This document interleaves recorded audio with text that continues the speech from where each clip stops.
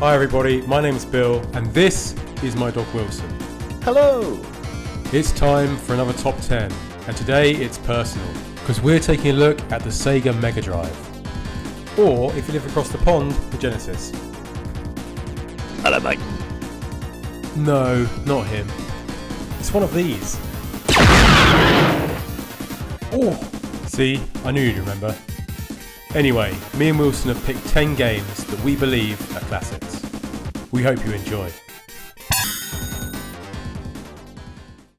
At number 10 is Super Hide-a-Lide. What you just said is one of the most insanely idiotic things I have ever heard. And may God have mercy on your soul. Alright, this game gets hated on quite a lot, but I do have my reasons for liking it. I'll try and explain the best way I can, though it is a bit strange. The sole reason why I like this game is for the time and day to night transitions. I'd never seen or played games with elements like this before. I was only about 8 years old when my dad got this for me. Daft as it may sound, I used to get excited playing this game, watching the timer getting closer and closer towards midnight, knowing that I should be in bed. For some reason it would give me an eerie feeling. A game I'd love to have played as a kid is Minecraft. The simple concept of gathering items throughout the day to protect you from the creatures that come out at night would have been an unbelievable experience for the younger me. So that's why I like Super Hide-a-Lide. I don't know what the game's about, I don't even know if I'm saying the name properly, but that's why it's number 10 on this list. Securing the number 9 spot is Jurassic Park. This movie is 23 years old.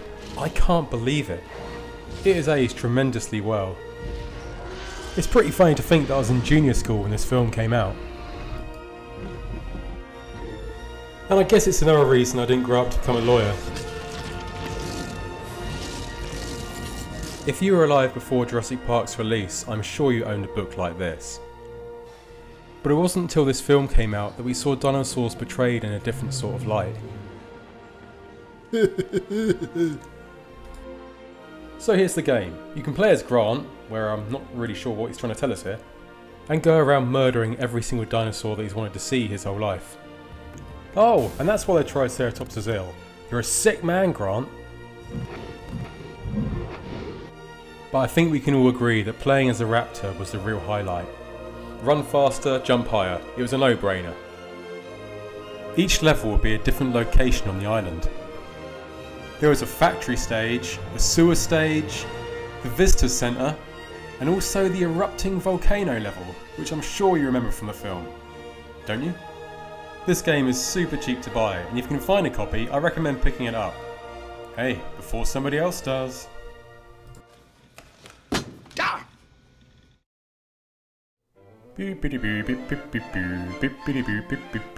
Ooh.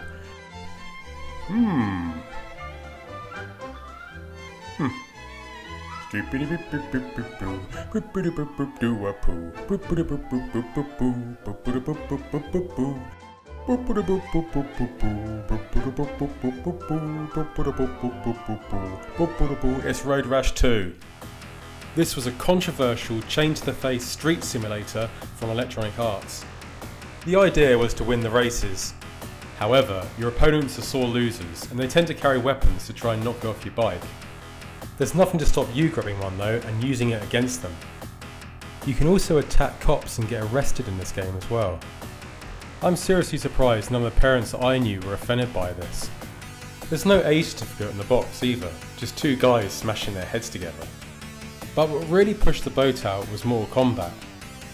People were horrified by the violence and demanded tougher laws on video game censorship.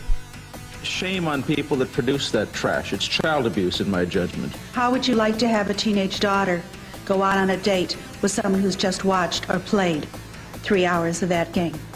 Not much, said the senators, who vowed to press ahead with tough legislation unless the $6 billion a year video game industry cleans up its act soon.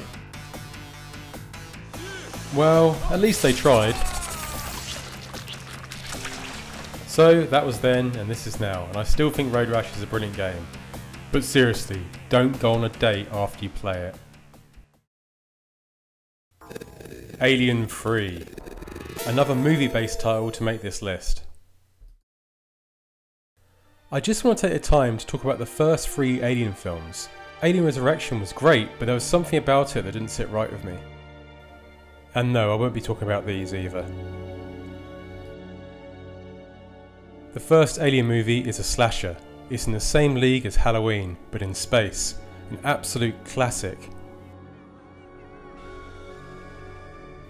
The sequel, Aliens, is a gung-ho action movie, and surprisingly it works. That being an understatement, as it's considered one of the best sequels of all time. And then came along the third instalment, Alien 3. Sadly, this film is deemed worst in the series. I can see why people don't like it, but I think it's a worthy title in the Alien saga. One of the people that was set to direct was Vincent Ward. He came up with the concept of a wooden planet. Unfortunately, this failed. Though the idea of a wooden Death Star doesn't really appeal to me. David Fincher was hired, this being his first feature film. We all know he's become a great director now, and to this day he disowns his movie. I might be getting a bit too deep about this, but I feel the film was more based around Ripley's redemption than the alien itself. Since her time on the Nostromo, every time she wakes up from cryosleep, people seem to be dying, even the ones she cares for. When I heard a 4th movie was coming out, starring Sigourney Weaver, I had a feeling that Alien 3 would be another one of her nightmares. It was a very bleak look on a future world. There was an absence of technology, and the human race still seemed to have its problems. This is some of the artwork from the Dark Horse comics. It's an amazing image, the alien standing amongst all that garbage. I guess this states the future may not be such a great place to live in after all. This isn't a perfect movie, as it does suffer from many flaws. Maybe if there weren't so many problems with its production, it might be a stronger film. But one thing's for sure, it doesn't deserve all the hate it gets. And now for the game. If you remember back to the film, they have no weapons of any kind. We have no weapons of any kind? Yeah, that's right, but in this you have a pulse rifle, a flamethrower, grenades, and a rocket launcher. From what I know, Activision wanted to make a game based around aliens for the Megadrive. Although Alien 3 was just about to be released in the cinema, so I guess it made sense for them to go with what's new. And what we got was a sort of hybrid of the 2 movies. I mean, we even got the motion tracker, that doesn't make an appearance in Alien 3. The aim of the game is to rescue all the prisoners before the timer runs out, and once in a while there's an end of level guardian to defeat. Correct me if I'm wrong, but if you had a Mega Drive, you've probably played this game. It's a very common title and it's easy to pick up. I've always found it hard though, and I've never completed it. Before I move on, I just want to show you some pictures I did as a kid. These are based around the Alien movies. I was so obsessed and I'd often try and make my own Dark Horse comics. Looking back in retrospect, they're so funny to look at. I mean, check out this guy here, he's pissed. I also decided to storyboard the entire Aliens film. Even though I was young, I tried to include as much attention to detail as I could to make the story flow right. For anybody that remembers the film, try and work this scene out. Anyway, I just wanted to show you how much these films mean to me. I'm sure I'll still be rattling on about them when I'm 90 years old, and no doubt playing the game as well.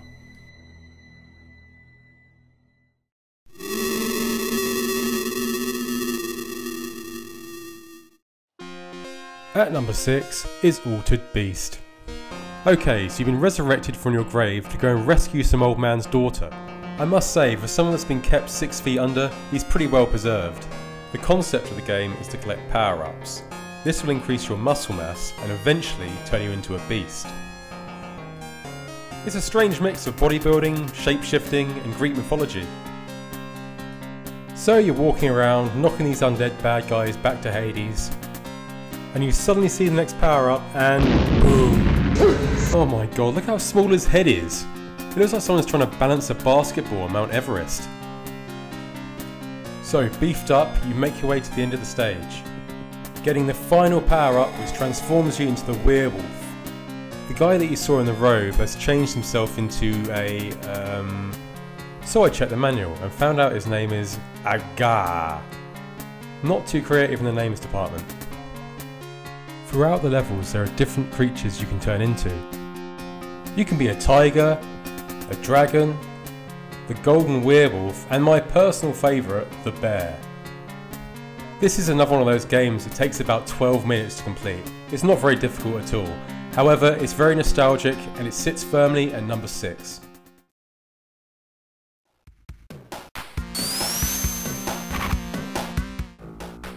Hi everybody, my name's Bill.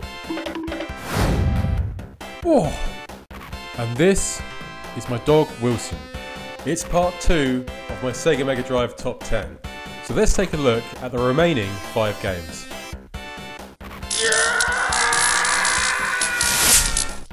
Number 5! Number 5 is Splatterhouse II. Once again, it's another one of those games that wins our hearts by being inspired by all the horror movies we weren't allowed to see as a kid, like Friday the 13th for example. Splatterhouse 2 is one of the more violent games on the Mega Drive. It was banned in Germany and it featured on the late night special of Games Master. And here's what they said about it. At the end of the day, we came to the conclusion that the reason the game got banned was not because it was scary, it was because it was shite. Yeah, I'm sure we all disagree with this now. However, back then it really didn't do too well. People seem not to like the clunky controls and find it a bit too difficult, which is fair enough. But back then, to this day, it still remains one of my favourite games. Oh, and check out the boss I'm fighting here. It's definitely a nod to the Deadly Spawn. So if you're tired of cute fluffy things, pick this game up and add a bit of Control-C to your collection. Number 4. eBay. Oh look, Probotector. 150 quid? You gotta be joking. Ah, screw it, buy it now. This is Probotector, or Contra Hard Corps in the US. I feel this is definitely the hardest game in the series. Visually, it's extremely impressive. It must have given that poor old Mega Drive a run for its money. I'm sure a lot of you grew up with Super Probotector, but it wasn't until recently that I found out the Mega Drive had its own version. To be honest, I have no idea why I didn't hear about this game as a kid. Nobody I knew had it. Maybe the fact it's going for 150 quid these days is a form of punishment for us not playing it back then. Probotector on the Mega Drive can get extremely intense. Each time I play it, it feels like I'm stuck inside a washing machine. I got a similar feeling when I watched the new Mad Max film. So if you're down for a bit of a challenge, check this one out. Good job. Unfortunately, another game that I missed from my childhood. So this is Castlevania on the Mega Drive. Well actually this is Castlevania Bloodlines. What we got was Castlevania the New Generation. I think they had a problem with the word blood. The game was also tweaked as well. The European release had green blood, whereas the American version had red.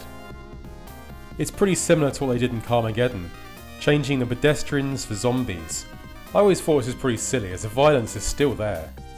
One of the main things that appeals to me of Castlevania is its creepy atmosphere. Growing up, I was a huge fan of all the classic horror movies, and I'd always be down the rental store finding obscure titles as well. But I think my interest in horror has always come from this book from my childhood. The illustrations were amazing and it featured some really eerie stories. But my favourite part of this book was the map that showed locations of the different ghosts and demons that you might find around the country. Interesting stuff. I apologise, I got sidetracked. I'm not too up to date with the story of Castlevania, but it looks like Simon Belmont is busy with his taxes today and left it to John Morris and Eric Lecard. In this you follow a European map and also has the cool intro sequence from the original. I've said it before, but Castlevania to me is like a medieval Probotector. Both were made by Konami, and both the Mega Drive versions were released in '94. Which makes me think, were they working on them the same time? Anyway, there's not much I can say about Castlevania that hasn't been said before. I just wish I had this game as a kid so I could share more memories. But I suppose putting this game at number 3 on this list only states that this game can have an impact on you as an adult, just as it would have done all those years back.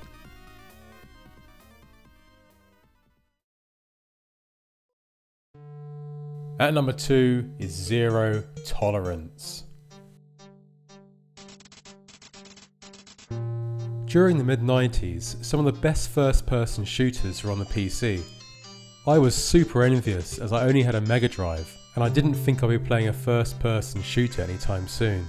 And then came along Zero Tolerance. I was so happy this game existed. It had enough action and violence to satisfy my FPS needs. Yeah, even if it did look like you're playing through someone's letterbox. But it's not perfect, as it does suffer from a bit of slowdown too. And here are the more positive aspects of the game. What I love most about this game are the weapons. You can get a flamethrower. You didn't see that much in old first-person shooters. Oh, and of course a fire extinguisher too. Hey, check it out, I'm taking on the boss with a rocket launcher and a bulletproof vest.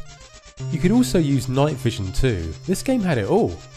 The levels were huge and had multiple floors, and you'd need maps and elevators to get around the area quicker. There's a lot of attention to detail in this game, such as damage to the environment, and when you shoot the bad guys, blood splatters everywhere. The story's pretty simple. Something happened, kill things. You take control of 5 different commandos, each with their own ability. This guy's got 14 different martial arts styles.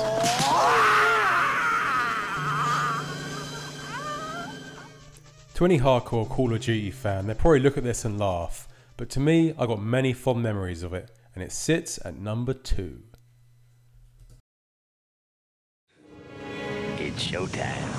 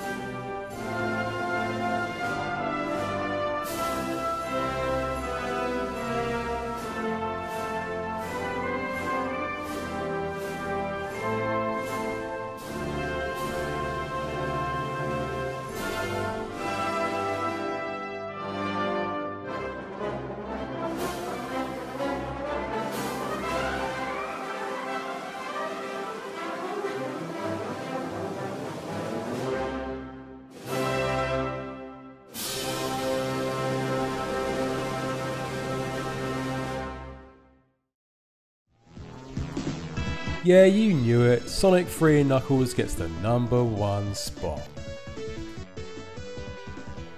Oh look, it's Sonic and Knuckles.